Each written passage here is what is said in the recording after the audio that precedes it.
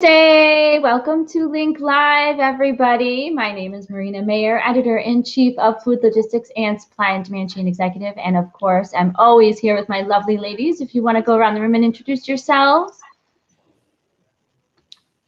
Hi, I'm Brielle Jekyll. I'm the Associate Editor. And I am McKenna Morales, and I am the Assistant Editor.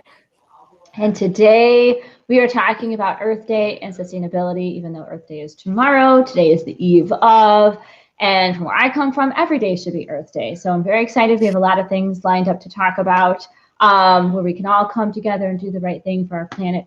I also want to give a shout out to my husband, even though he's not watching, because today is our 14-year wedding anniversary. So happy anniversary to me, because he's not watching. So yay. First off, I know 14 years, man. Yeah.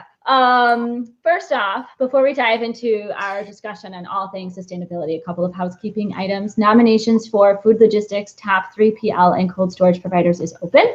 I'll drop the link into the nomination form in the chat, but you can also go to foodlogistics.com and find it. Also, make sure you register for next week's SCN Summit Workforce Development Session. I'm very, very excited for this one. I'm meeting with 4 supply chain professors from all different walks of life to learn more about what companies should be doing in terms of hiring, training, retraining, and upskilling supply chain professionals. It's a can't miss discussion. I'm super excited about this, so make sure you register. So let's talk Earth Day. Let me pull up my notes. Sorry, Brielle had to jump off because she is having some computer problems. Let's see if we can let her back in. Can we see you? Can we hear you? Can you hear us? Oh, that was so weird. I was just there. I could hear you, but it was showing me like I was the only one on. I was like, oh, you didn't know? We just logged off so that you could take over. Yeah. It was the most dramatic fade away. I was just like, pew. Really? Oh my God. Well, it's Link Live, and as we know, anything can happen live. So welcome back. We're talking about Earth Day. So I know we talked about Earth Day this time last year. It was like our second or third Link Live. And we were very excited at that point. And we're still very excited about it because we're 1 year later still talking about sustainability, which to my complete shock still remains top of mind in many companies despite the pandemic. And growing up, for me, Earth Day was just about recycling. Then it became more about energy efficiency, fuel efficiency, sustainability upstream and downstream. Today, Earth Day and sustainability in general has become more complex, but in a very good way. Today, it's about automating your supply chain. It's about cutting out waste, using less paper, shoring up your miles, enhancing the carbon footprint, and working smarter yet more efficiently. And like I said earlier, to me, I feel like Earth Day should be every day because I feel like if you're not doing your part every day, then we're never going to make any progress. So some things that we're talking about before I hand things over to Brielle, we're seeing some solutions like greenhouse gas emissions tracking. We're seeing carbon neutral packaging. We're seeing near sourcing, lean management. You can learn all about this on foodlogistics.com and scexec.com. Cars, trucks, trains, and other material handling equipment like forklifts will continue to embrace electrification. I found a report that's online. It's from MJ Bradley and Associates, and it says car makers worldwide will spend more than $268 billion through 2030 developing new electrified passenger vehicle models. We also have an expert column coming up from Inform Software. It's on scexec.com. Deloitte Global's 2019 Millennial Survey reported that millennials and Gen Zs are more loyal to employers that tackle environmental and social issues, which is important. And according to a KPMG survey, of the 5,200 companies that they surveyed, U.S. businesses led the reporting on their sustainability progress. 90% of those surveyed in the United States now report everything on their sustainability, which is huge because if you backtrack to like 10 years ago, that number was very, very small. Sustainability was just becoming a thing. Companies didn't know how to report it. They didn't know what they should report. So that's a pretty great number. Also, an Accenture study showed that the pandemic has intensified interest in what they're calling conscious consumption, which is where consumers are becoming more aware and conscious about what they're buying. what packaging it's made from, how it's sourced, how can they limit waste. So pretty exciting stuff.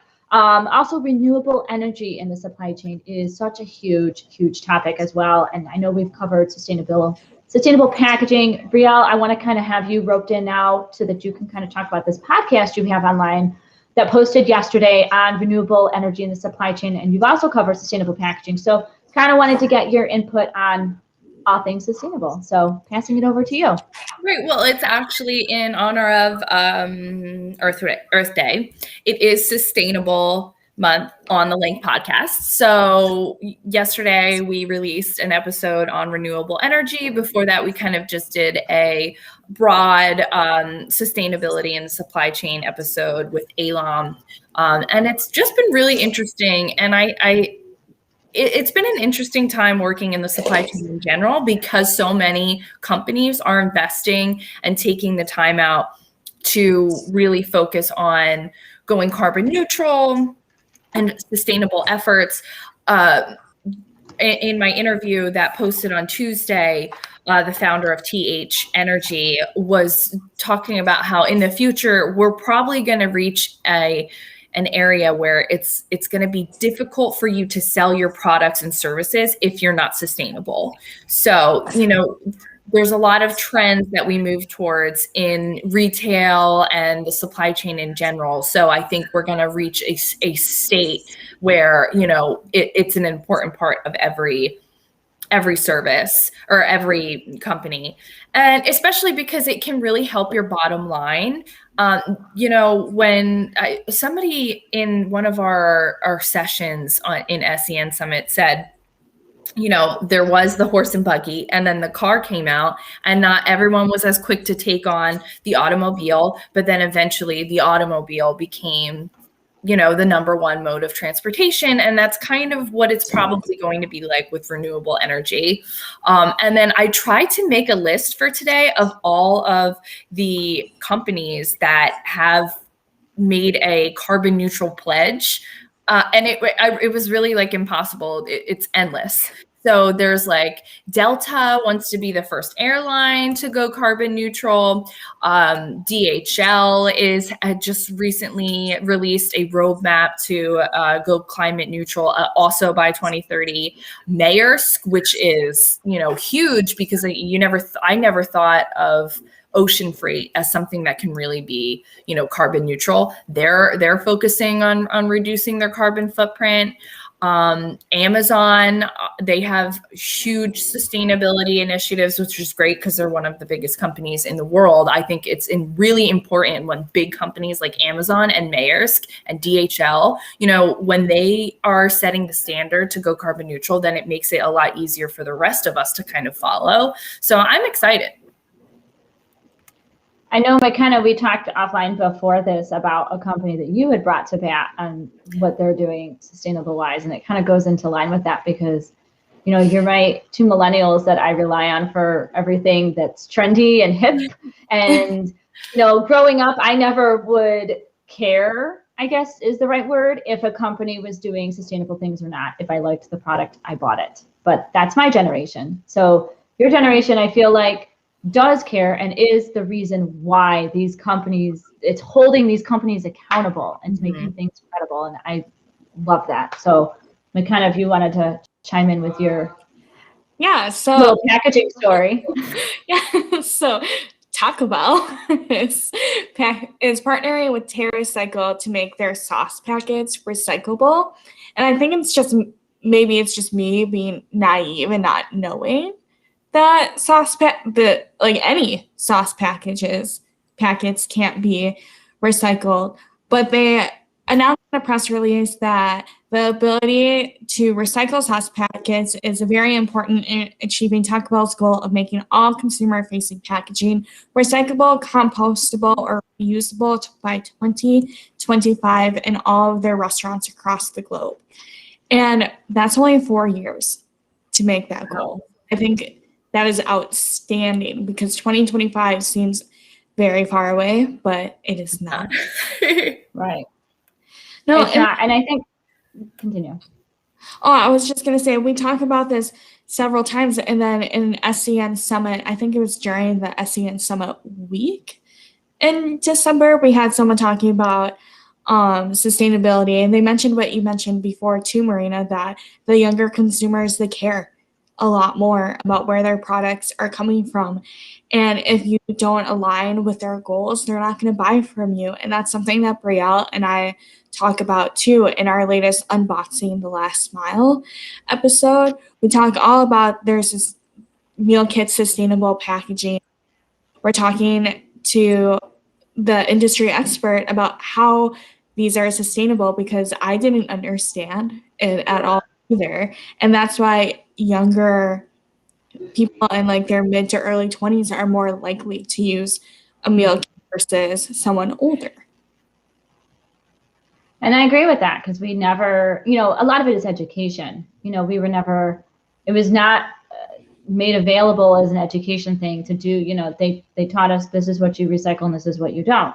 And to this day, there's so many more things that you can recycle as a result of all this.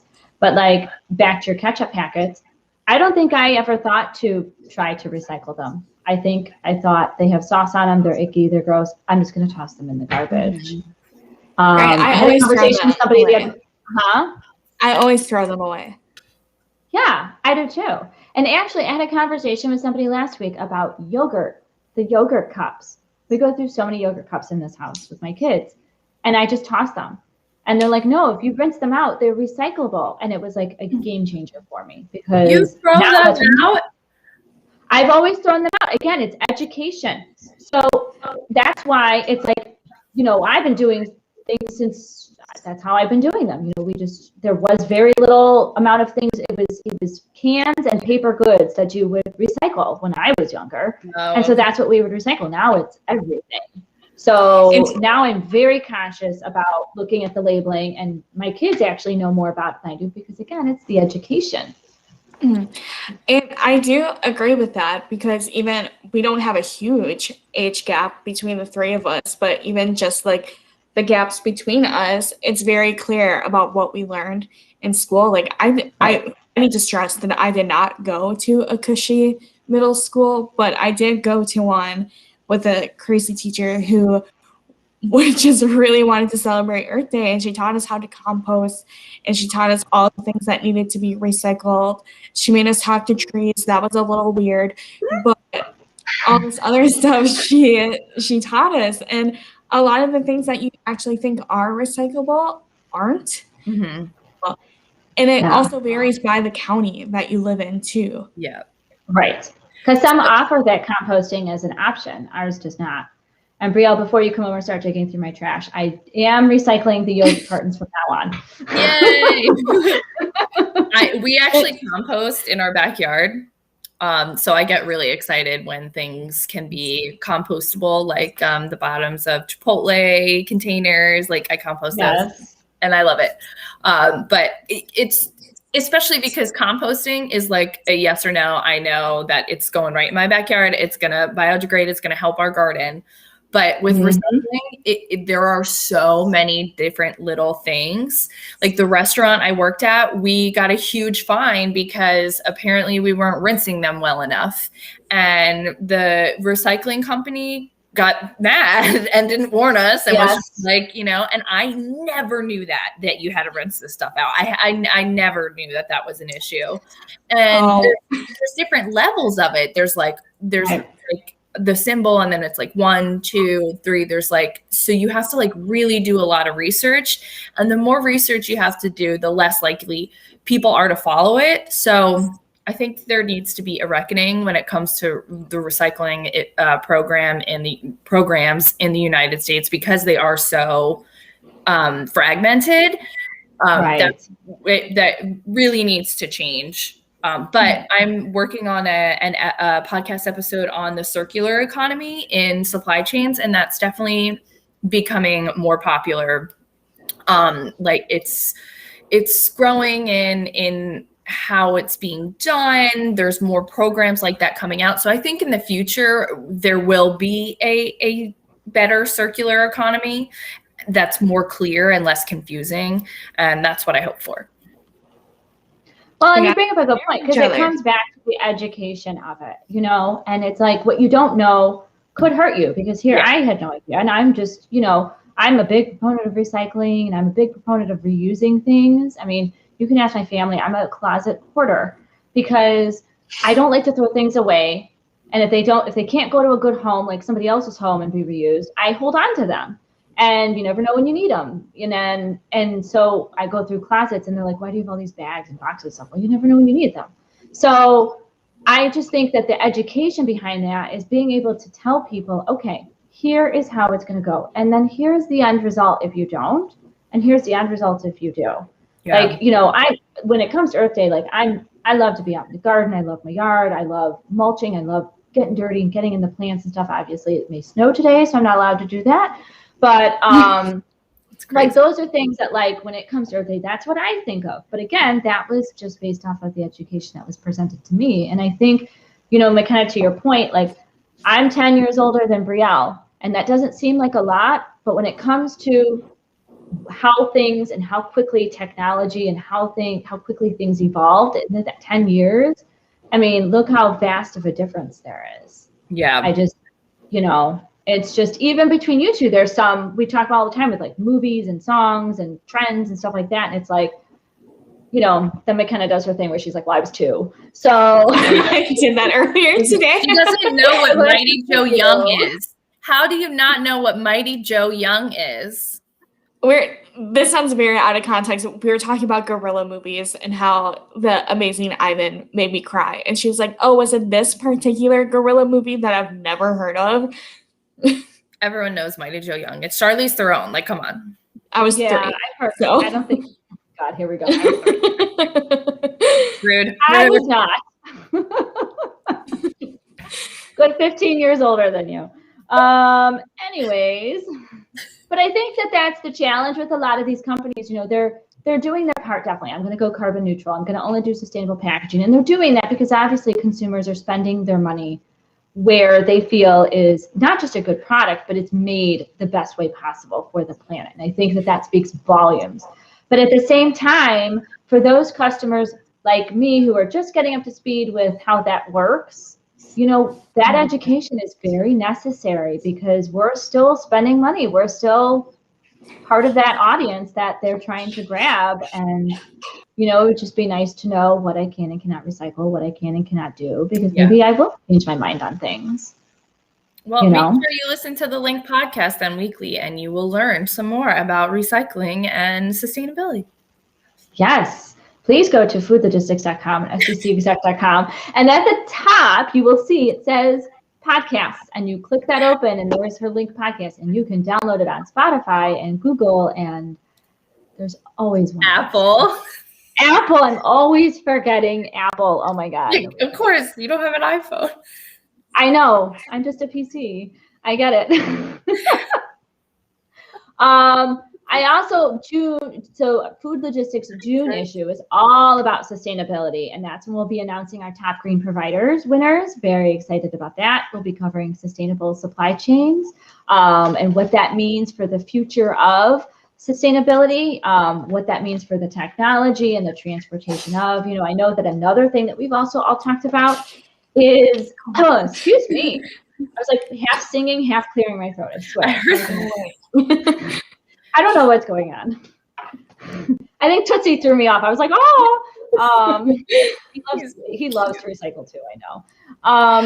Before we hop off though, something that I am very curious about, and if any of our viewers can tell us, I'm really curious about the fast fashion supply chain and the damage that is doing to the environment and how e-commerce is also contributing to it. And I just forwarded you a pitch about thrifting the other day, Marina, but I'm also interested in how thrifting clothes is going to make more of an impact. So tune in on Tuesday. Tune in on Tuesday. Okay.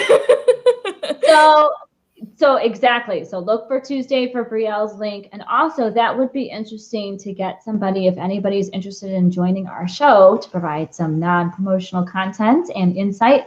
We'd love to have you because I feel like that kind of thing, we're not in the trenches. We just see what it looks like from the outside from talking to people. It would be a really interesting conversation to have to figure out, this e-commerce boom happened overnight. Nobody prepared for it. So whatever infrastructure they had in place, either they had to abandon just to get themselves up to speed, or now they're kind of maybe revisiting it with certain kinds of technology and solutions. So it would be kind of curious. I think that's a very good topic that we'll have to add coming up to a future Link Live, but in the future, tune in next Tuesday for Brielle's Link podcast. But also in June, Food Logistics will be covering last mile, which is such a huge conversation that goes in part with that, because the last mile kind of skyrocketed overnight as well. But, now these companies have had to figure out, okay, are you wasting more fuel? Are you wasting more miles? How does that play into your carbon footprint? Because obviously now you have a different kind of a challenge. So make sure you stay tuned for our June issue. We're currently in the process of our May issue, so be looking for that. In the next couple of weeks. We're very excited because that is our update on the Suez Canal, ports, cannabis over state lines. Hello, you cannot get any better than that, because that is a very interesting article. So please keep an eye out for future things that we have coming up on some hot topics impacting our industry. And if you tune in next week, we are talking about workforce development next week, because it's the day after our SCN Summit.